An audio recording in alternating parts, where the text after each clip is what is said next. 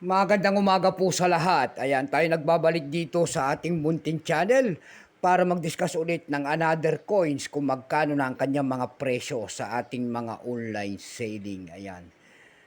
At yan po ay ating hilig, mangulikta ng barya. Kaya dito tayo, nagsisili ng kanilang mga presyo ang aking mga koleksyon at isa naman tayong kolektor.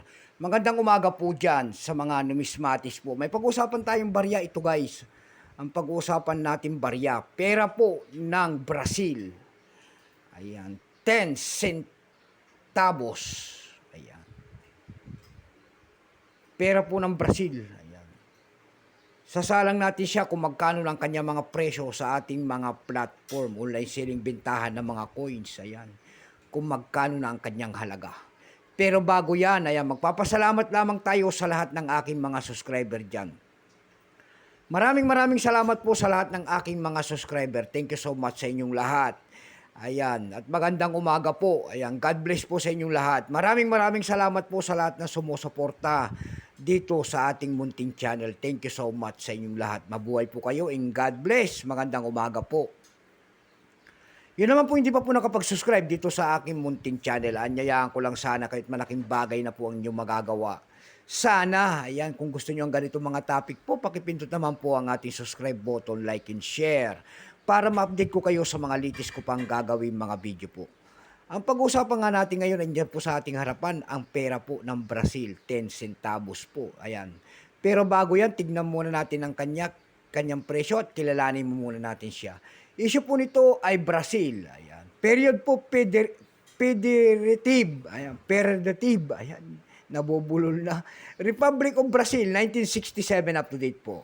Type dito standard circulation coins, years 1998 hanggang 2023. Value nito 10 centavos Brazil. Currency real, 1994 up to date po. Composition niya ay bronze, plated steel. May bigat lamang itong 4.8 grams, may habang 20 mm. May kapal po naman itong 2.3 mm, hugis po bilog. Orientation niyan ay coin alignment.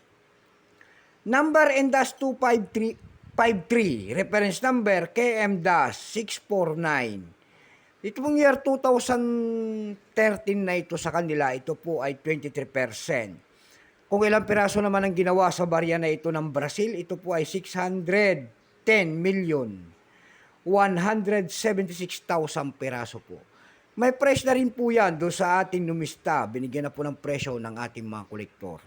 Yung kanya extra fine 11, almost uncirculated 11, uncirculated nito ay nagkakalaga po ng 29 pesos. Dako naman tayo sa kanyang mga presyo sa ating mga online selling. Tulad ng eb.com, bintahan po ng coins. Ayan. Sa eb.com po, pandaigdigan na bintahan ng coins, mayroon na tayo nakita nagbebenta doon ng $12.93. Nasundan po yan ng $6.50. Yung pinakamalit po ay $2.78. Dako naman tayo sa carousel page dito lang sa atin. Sa carousel page naman po, meron na tayo nakita nagbebenta doon ng 100 pesos nito. Nasundan po yan ng 80 pesos. Yung pinakamababa po ay 65 pesos. Ayan lamang po ang ating may babahaging kanyang presyo. Keep safe po sa lahat and God bless.